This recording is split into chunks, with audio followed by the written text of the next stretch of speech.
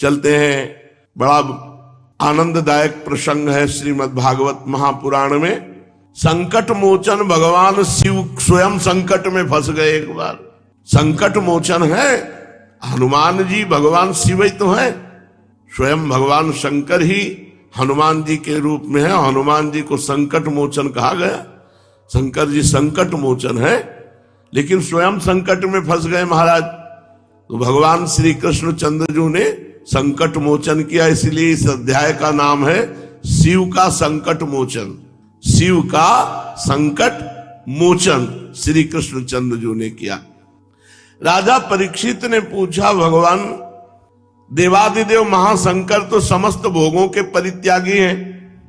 महाराज कोई भी लोक ऐसा नहीं होगा जहां महल और सब व्यवस्था ना हो, लेकिन भगवान शिव ऐसे महात्यागी भगवान है कि एक कहीं भी कुछ निर्माण नाम की चीज नहीं मिलेगी। 60,000 योजन लंबा चौड़ा एक वृक्ष है बरगद का। एक योजन का मतलब होता है 4 कोस, एक कोस का मतलब 3 किलोमीटर, और 60,000 योजन का बट वृक्ष है, और 6 ऋतुएं अलग अलग डालों में होती हैं। 60,000 योजन, एक योजन 4 कोस, तो 60,000 योजन 2,40,000 शिव है। अब आप विचार करो, कौन इनका आदि अंत पा सकता है।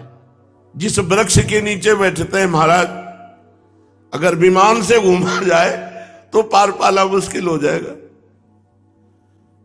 6 ऋतुएं उसी वृक्ष के, और हो माता पार्वती जी के साथ भगवत चर्चा होती रहती हर समय। तो कह रहे हैं कि भगवान शंकर के उपासक धनी देखे जाते हैं, त्यागी के उपासक धनी, और भगवान लक्ष्मीपति के उपासक सब भिक्षुक देखे जाते हैं। ये उल्टा कैसा? त्यागी भगवान के उपासक धनी, और धनी भगवान के उपासक त्यागी।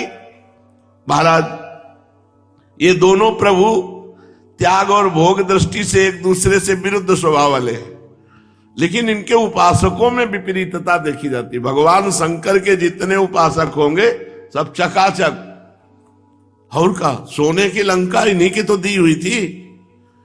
कुबेर के पास सारा वैभव इन्हीं के कृपा प्रसाद से है, भगवान शंकर के।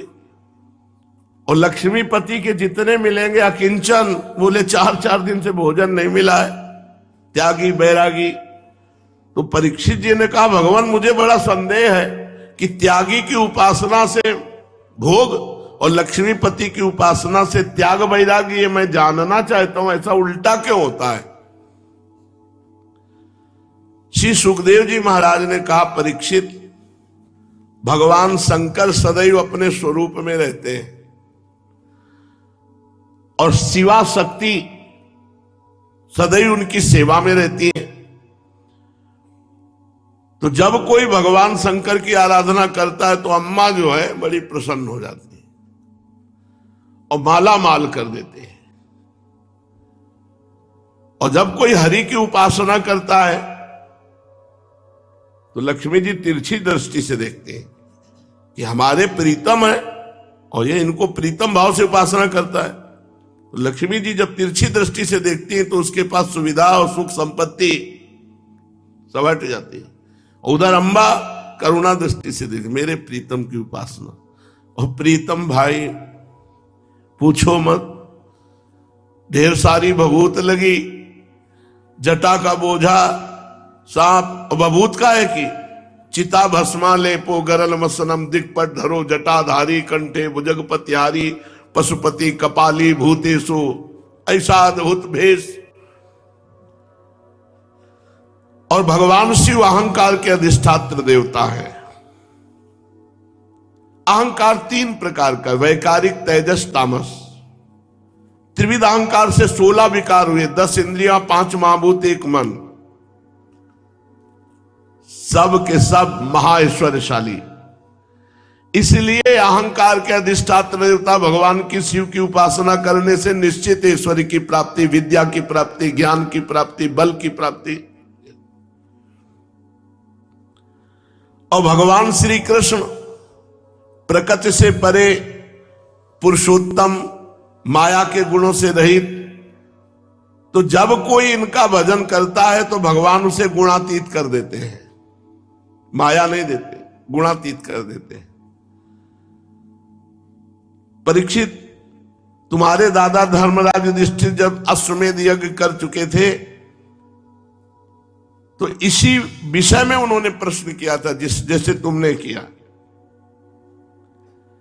भगवान श्री कृष्ण सर्वशक्तिमान परमेश्वर हैं, ये अपनी आराधना करने वाले को ऐश्वर्य नहीं देते। पूर्व प्रारब्ध हो या आकांक्षा हो तो आ जाएगा, नहीं ऐश्वर्य देते नहीं, स्वयं प्रसन्न होकर नहीं देते। भगवान श्री कृष्ण से यही प्रश्न किया था कि आपकी आराधना करने वाले प्रायः अकिंचन क्यों पाए जाते हैं। तो भगवान श्री कृष्ण ने कहा, घबरा मत जाना सुन के जो भगवान श्री कृष्ण कह रहे। भगवान श्री कृष्ण ने कहा, यस्याहम अनुग्रहणामि हरिस्ते तद्धनम शनैः ततो अधनम त्यजन्त्यस्य स्वजना दुख दुखितम। जिस पर मैं कृपा करता हूं सबसे पहले उसका ऐश्वर्य हरण करता हूं। डर मत जाना, इसीलिए पहले कहा है डरना मत। अम्बरीश जी का ऐश्वर्य हरण नहीं किया, इसका रहस्य हम बताएंगे। भगवान कह रहे जिस पर मैं यस्याहम अनुग्रहणामि हरिस्ते तद्धनम शनैः, धीरे धीरे उसका सब धन हरण कर लेता हूं जिस पर मैं कृपा करता हूं। ततो अधनम त्यजन्त्यस्य स्वजनाः, जब धन नहीं रहता तो फिर उससे कोई प्यार नहीं करता। दुख दुखितम, वो दुखी हो जाता है। तब मैं फिर और कृपा बढ़ाता हूं, फिर अपने भगवत प्रेमी महात्माओं का संग देता हूं। फिर उस संग से उनके अंदर प्रेम रंग आता है और वो निहाल हो जाते हैं। यस्याम अनुग्रहणामि हरिष्ये तद्धनम शनैः। यहां भगवान कह रहे हैं जिनकी धन में आसक्ति है, जिनकी भोगों में आसक्ति है और वो भगवान का भजन करके भगवत प्राप्ति करना चाहते तो पहले वो आसक्ति का हरण करेंगे। वो आसक्ति ना रही तो फिर भगवान निहाल कर देते हैं। दुनिया का वैभव सब भगवान ही का तो है। जब वो धन के लिए उद्योग करता है तो मैं हर उद्योग निष्फल कर देता हूं। बहुत विचित्र भगवान की कृपा होती है। जब बार बार असफल हो जाता है तो उसका मन भोगों से विरक्त हो जाता है और भोगों से अपना जे भी मुंह मोड़ा तो मैं अपने प्रेमी भक्त से मिला देता हूं। जहां प्रेमी भक्त से मिला तो हेतु की कृपा की वर्षा करके परम पद पे पहुंचा दे। ये बात है।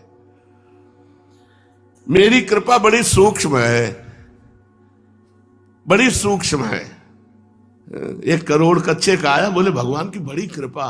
ये स्थूल कृपा है, सूक्ष्म कृपा है कि जो रखे भी थे वो भी बीमारी में खर्चा हो गए और बीमारी में अब कोई साथ नहीं दे रहा, घर परिवार का कोई है नहीं, तब अंदर से पुकारा, हे कृष्ण आप ही मेरे हो। बहुत विचित्र कृपा है। कह रहे मेरी कृपा बड़ी सूक्ष्म है। सच्चिदानंद स्वरूप परब्रह्म की प्राप्ति करा देती है मेरी कृपा। थोड़ी कड़वी है। मेरी प्रसन्नता, मेरी आराधना करना बहुत कठिन है, इसी से साधारण लोग मेरी आराधना नहीं करते।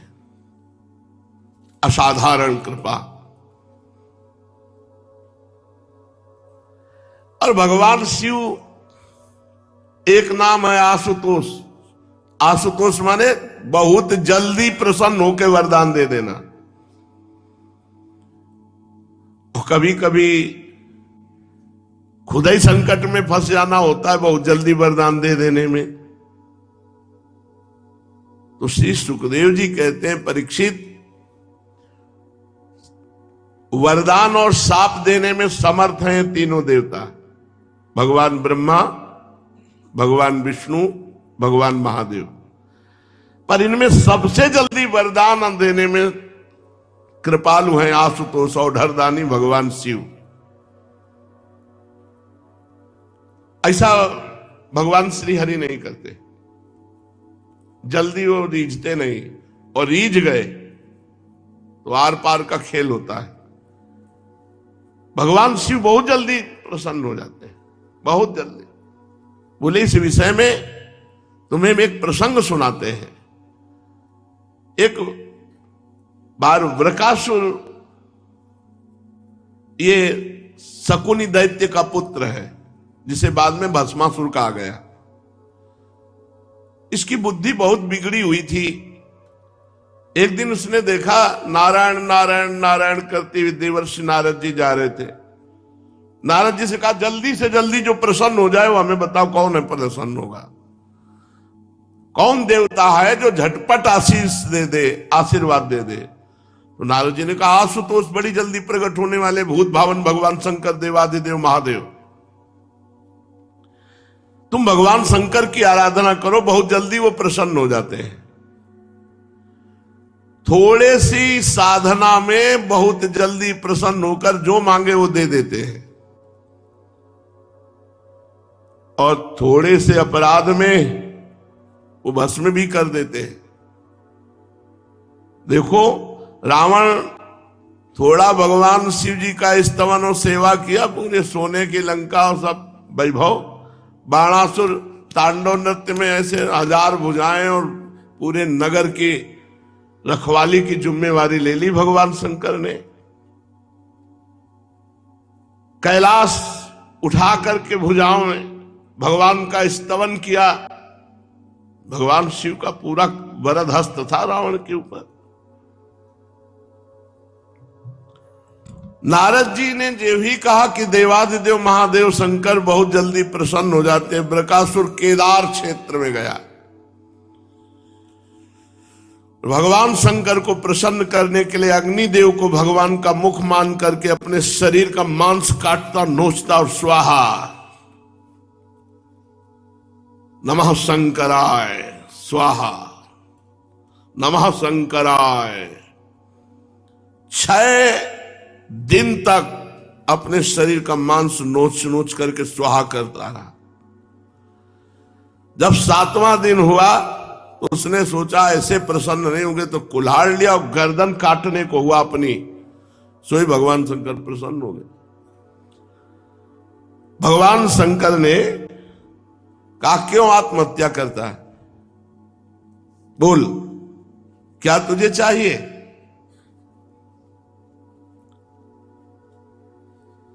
जे ही भगवान शंकर प्रकट हुए तो बृकासुर ने जितना मांस नोचा था सब सर्वांग पुष्ट स्वर्णिम शरीर तेजोमय। भगवान शंकर ने कहा प्यारे बस करो बहुत हो गया, मेरी उपासना में इतना कष्ट नहीं करना पड़ता, वरदान मांगो। मुंह मांगा वरदान, क्या चाहिए। अरे भाई तुमने सुना नहीं, मैं तो केवल एक चुल्लू जल पे धतूरे के फल से, अकौड़े के फूल से, बेल के पत्ते तले से, ये सब मांस वांस काट के कष्ट सहना, क्या चाहिए तुझे। बृकासुर बड़ा पापी था। उसने विचार करके भगवान शंकर से कहा मैं जिसके ऊपर हाथ रख दूं हाथ रखते ही भस्म हो जाए, ऐसा वरदान दीजिए। अब आशुतोष महाराज भगवान शंकर तथास्तु जाओ ऐसा ही हो। मानो सांप को अमृत पिला दिया गया। अब दृष्टि गई, बाबा बाघंबरधारी बगल में त्रिपुर सुंदरी भगवती उमा। तो उसने कहा महाराज आपके पास इतनी सुंदर देवी की जरूरत क्या है, पहले आप ही को भस्म कर दे। वो तो राक्षस स्वभाव का आदमी। इत्युक्ता सो असुरो नूनम गौरी हरण लालसा। गौरी भगवती अंबा को हरण करने की लालसा बना ली, और शंभो मूर्धन किलासुरा, भगवान शंकर को मारने के लिए उनके ऊपर हाथ, स्वहस्तम धातु मारे भे स्व बिभ्यत स्वकृताच्छिवा। अब तो भगवान शिव भागे, हाथ भगवान शंकर के ऊपर। पहला मंत्र गुरुदेव के ऊपर ही अजमावे कि सही दिया है कि नहीं। भगवान शंकर अपने वरदान से भयभीत होकर भागे। अब जहां भगवान शंकर जाते वो भी असुर, वहीं पीछा। भगवान शंकर सोचे कहां पिंड बचावे इससे, ये तो पीछे पड़ गया। पहले तो भगत था, अब तो दुश्मन बन गया। पृथ्वी स्वर्ग जिस दिशा में जाते बृकासुर पीछा किए। भगवान ने देखा कि हर बार हमारे पीछे ही लगा हुआ है। अब भगवान शिव को भागते देखकर बड़े बड़े देवता चक्कर में फंस गए कि इसको कैसे, क्योंकि जो नजदीक जाएगा हाथ रख देगा, भस्म कर देगा। भगवान शंकर वैकुंठ में गए।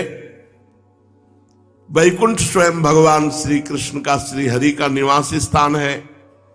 एकमात्र परम त्यागी वीतराग परमहंस सन्यासियों का परम स्थान है, जहां जाने पर जीव को परम विश्राम प्राप्त हो जाता है, फिर लौटना नहीं होता है।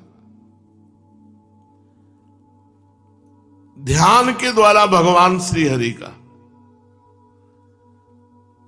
वैकुंठनाथ के ध्यान में, प्रभु अब आप ही बचा सकते हो इस दैत्य से। भक्त भयहारी भगवान ने देखा कि शंकर भगवान तो बड़े संकट में पड़ गए, तो भगवान एक ब्रह्मचारी का रूप धारण किए और बृकासुर हांफता हुआ पीछे भाग रहा था आगे शंकर जी, तो बीच में जाकर खड़े हुए कहा, प्रणाम बृकासुर जी। इतने प्यार से कोई प्रणाम करे उसको, तो उसने कहा होगा खुशी रहो भगवान से, आप क्यों भाग रहे हैं बृकासुर जी। इतने अमृत में वचन, इतने सम्मान में वचन कि उसके साथ में कि शंकर जी जाएंगे, कहा भाग के, इनकी तो फिर हाथ रख देंगे। इतना सम्मान मिल रहा है तो थोड़ा बातचीत कर लेते। भगवान बृकासुर से जब बात करें तो मूंज की मेखला, काला मृगचर्म, दंड, रुद्राक्ष की माला धारण किए हुए, एक एक अंग से तेज निकल रहा है, हाथ में कुशा लिए हुए, और बृकासुर को बार बार नम्रता से प्रणाम कर रहे हैं, झुककर ऐसे बात कर रहे हैं। शकुनी नंदन बृकासुर जी, आप बहुत थक गए हैं। हाँ, थक तो गया हो, बहुत दूर से आप दौड़ाते हुए ला रहे हैं शंकर जी को। हाँ हाँ हाँ, थोड़ा विश्राम कर लीजिए, नहीं वो दूर निकल जाएंगे। देखो हमारी बात समझो, शरीर ही समस्त सुखों की जड़ है, और शरीर को अधिक कष्ट दे दिया, फिर कामना की पूर्ति हुई तो लाभ क्या हुआ। थोड़ा विश्राम करो। देखो आप तो समर्थ महान पुरुष हैं। बृकासुर ने सोचा हाँ वो तो है ही, हम अब जिसके ऊपर हाथ धर देंगे भस्म ही हो जाएगा। कभी कभी अपने मित्रों से अगर बात बता दे तो सहयोग मिलने पर कार्य सरल हो जाता है। आप क्या करना चाहते हैं कि आप मुझे बताएंगे, मेरे सुनने योग्य बात हो तो आप मुझे बताइए, और सहायता के द्वारा बड़े बड़े काम बन जाते हैं, मैं आपकी सहायता करूंगा। परीक्षित, इतना अमृत शब्द थे भगवान के कि वो लुट गया भगवान के वचनों में। अब उसने नारद जी से मिलने की बात लेकर पूरी तपस्या के, शंकर जी के वरदान तक की पूरी बात बता दी, और कहा कि मैं शंकर जी को भस्म करना चाहता हूं। भगवान ने कहा यार तुम कहां फंस गए, इनकी बात मानते हो, सत्य झूठे हैं, इनकी बात तुम कैसे मान लिए, तुम इनकी बात पर विश्वास करते हो, तुम्हें पता नहीं है दक्ष ने इनको साप दे दिया था, ये कुछ भी बोलते सही नहीं होता। आजकल तुम तो देखते हो ना, प्रेतों पिशाचों भूतों को साथ लेकर डोलते रहते हैं। हाँ ये बात तो है। बोले तुम इतने महान होकर इनकी बात पे विश्वास कर लिए। प्रत्यक्षम किम प्रमाणम, तुम अपना हाथ अपने ऊपर रख के देखो, अगर झूठा निकले तो हम दोनों मिलकर दंड देते। हाँ ये बात तो ठीक है। स्वाहा। तो भगवान ने ऐसी वाक चातुरी से फंसाया कि जो हाथ शिव जी के ऊपर रखना चाहता था अपने ऊपर रख लिया। भगवान शिव के वचन के मिथ्या हो सकते हैं?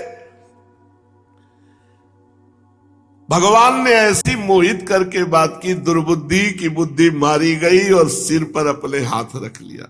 बस उसी क्षण भस्म हो गया। हाथ रखते ही भस्म, भस्मासुर उसी सब अपने आप भस्म हो गया। मानो उस पर बिजली टूट पड़ी हो, एकदम तुरंत राख हो गया। आकाश से देवता लोग फूलों की वर्षा। भगवान ने आवाज लगाई, देवादिदेव आ जाओ, तसल्ली से वापस आओ, नहीं बचा, मर गया, आ जाओ। देवता लोग नमो नमः साधु साधु करके पुष्प बरसाने लगे। पापी बृकासुर की तत्काल मृत्यु हो गई। पितर और गंधर्व अत्यंत प्रसन्न होकर भगवान का यश गान करने लगे। बहुत विकट संकट से भगवान शंकर मुक्त हुए।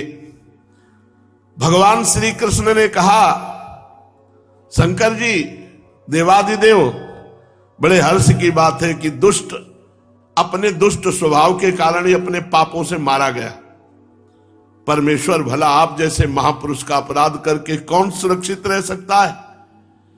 फिर स्वयं जगत गुरु विश्वेश्वर शिव का अपराध करके कोई सकुशल रह सके, ऐसा तो हो ही नहीं सकता। भगवान अनंत शक्तियों के समुद्र हैं। एक एक शक्ति मन और वाणी की सीमा के परे है। भगवान शंकर से कहा कि महाराज, आज से वरदान मांगने वाले के वरदान पर तो विचार कर लिया करो कि मांग क्या रहा है। कहीं वरदान देने के बाद अपनी ही समस्या न फंस जाए, इसलिए महाराज विचार करके वरदान दिया करो।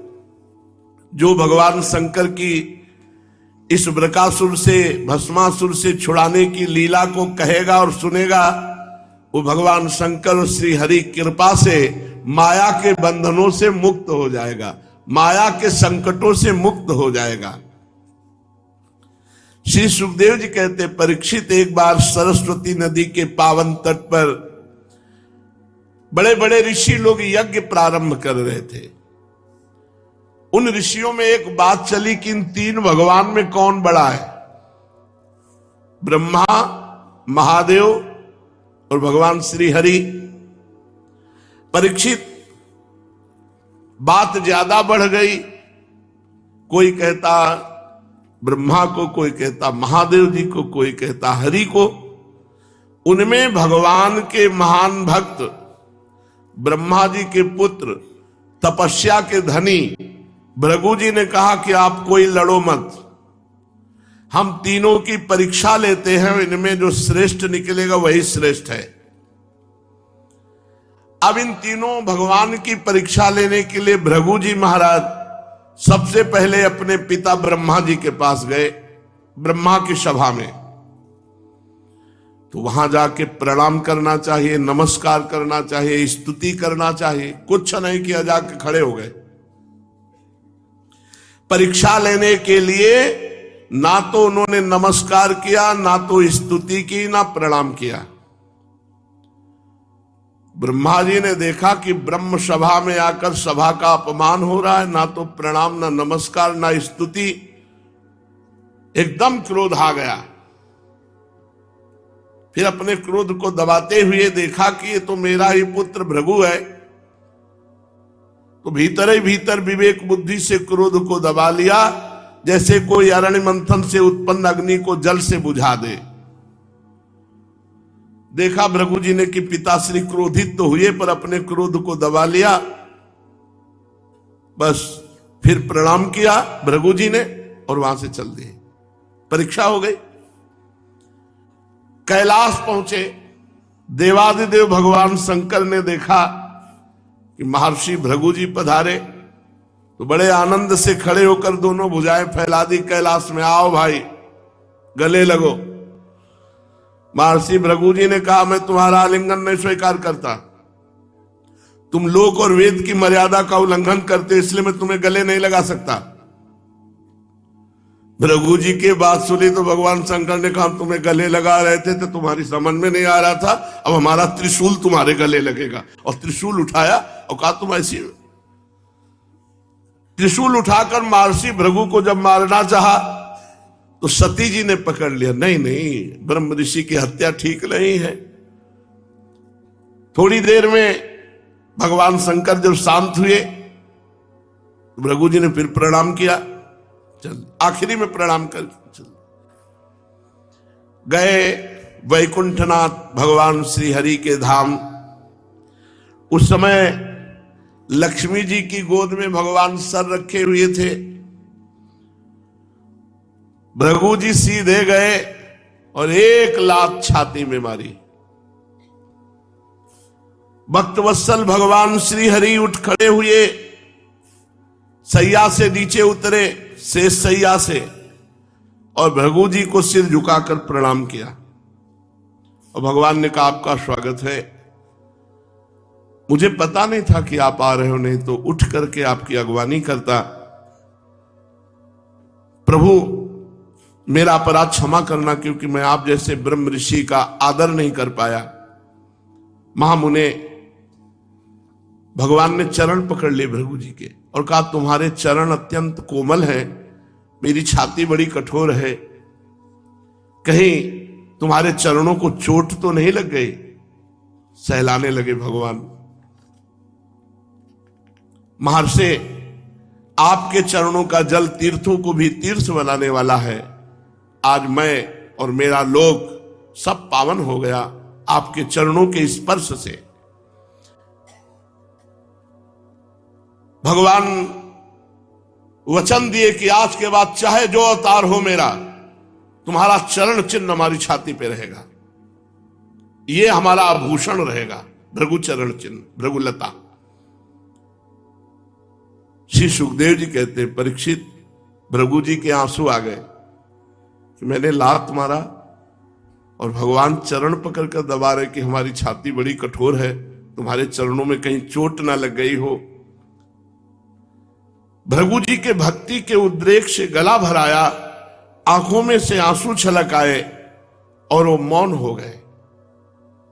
फिर भगवान को साष्टांग प्रणाम किया श्री हरि को, और प्रणाम करके वहां से लौट आए और ब्रह्मवादियों की जो मुनियों की सभा थी उसमें आकर वहां बताया, तीनों भगवान के चरित्र बताए।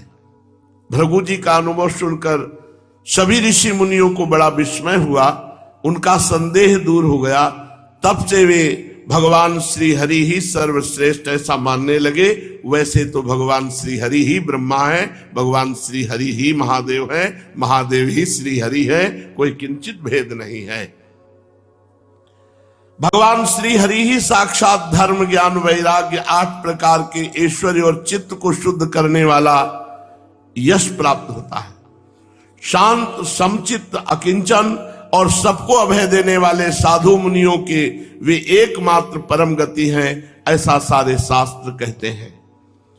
भगवान की प्रिय मूर्ति है सत्व और इष्ट देव हैं ब्रह्म ऋषि। निष्काम, शांत और विवेक संपन्न पुरुष श्री भगवान श्री हरि का भजन करते हैं। भगवान की गुणमयी माया ने राक्षस, असुर, देवता, ये 3 मूर्तियां बनाई। इनमें सत्यमयी देव मूर्ति ही भगवान की प्राप्ति का साधन है। स्वयं भगवान समस्त पुरुषार्थ स्वरूप है। सुखदेव जी कहते हैं, परीक्षित, सरस्वती तट के ऋषियों ने अपने लिए नहीं, मनुष्यों का संशय मिटाने के लिए ही ऐसी युक्ति रची थी। पुरुषोत्तम भगवान के चरण कमलों की सेवा करके उन्होंने भगवान का परम पद प्राप्त किया।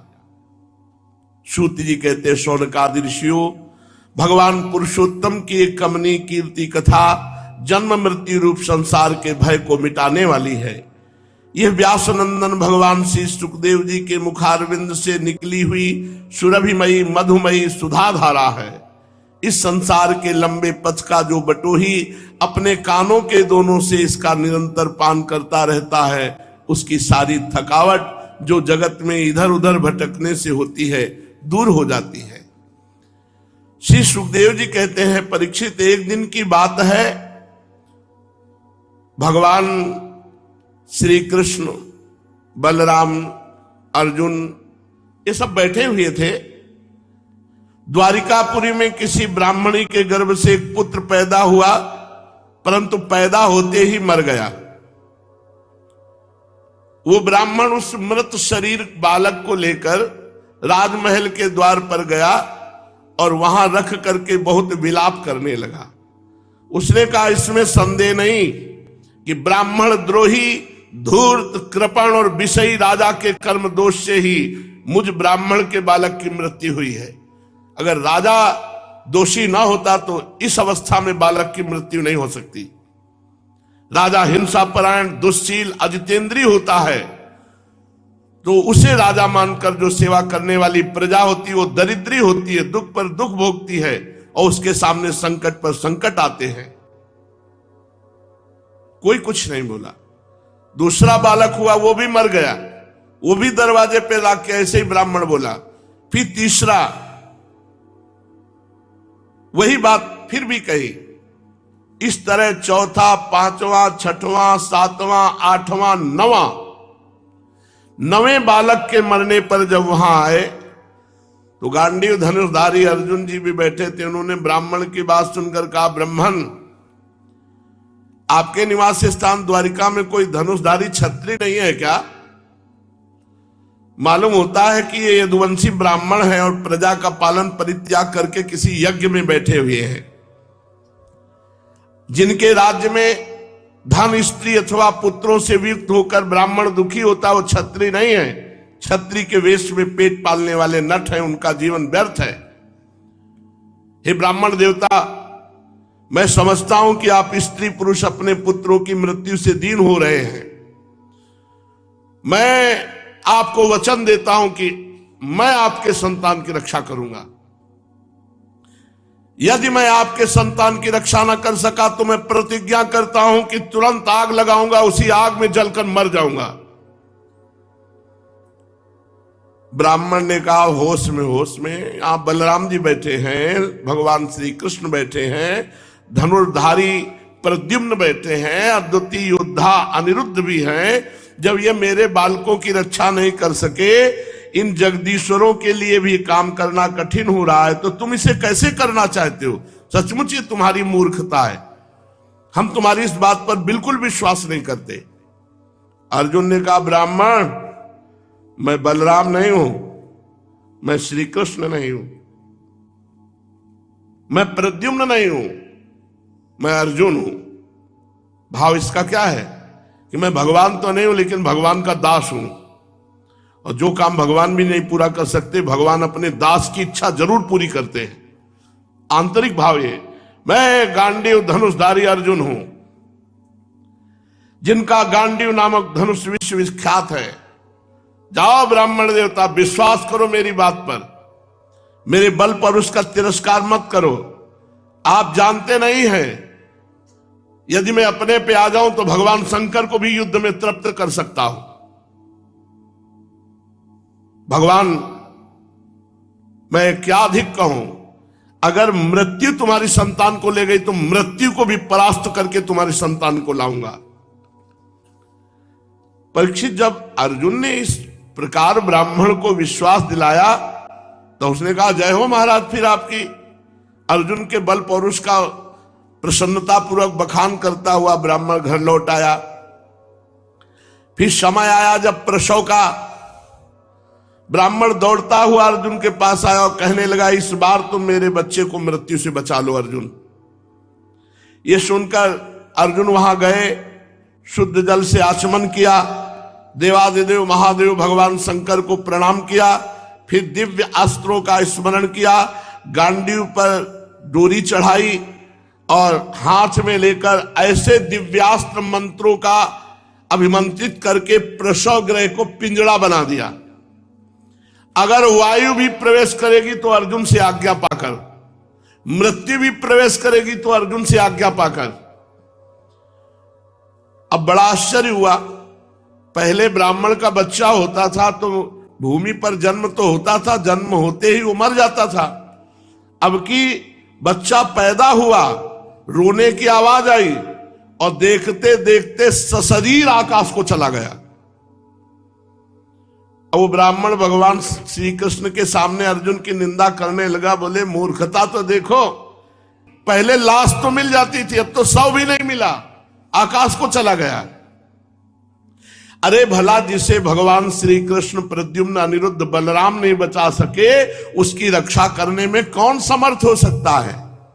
मूढ़तावश उस बालक को लौटा लाना चाहता है जिसे प्रारब्ध ने हमसे अलग कर दिया है।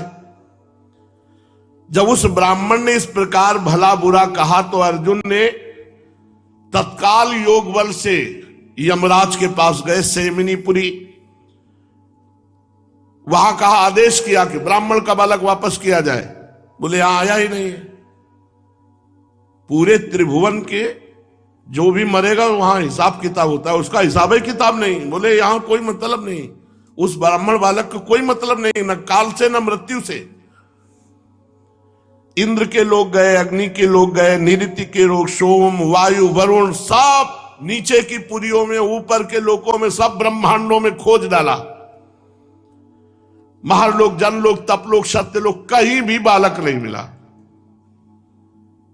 अब अर्जुन की प्रतिज्ञा पूरी ना हो सकी, तब उन्होंने अग्नि की चिता लगाओ। तो भगवान श्री कृष्ण ने कहा, रुको रुको रुको, यही बात है, अभी तुम्हारा पूरा बल मैं हूं, ये बात समझ गई।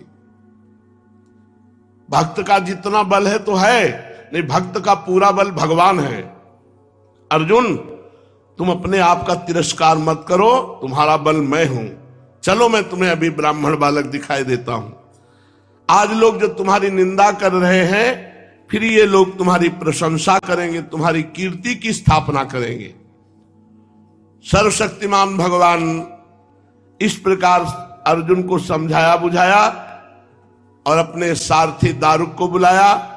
दिव्य रथ पर बैठे अर्जुन के साथ और पश्चिम दिशा की ओर प्रस्थान किया।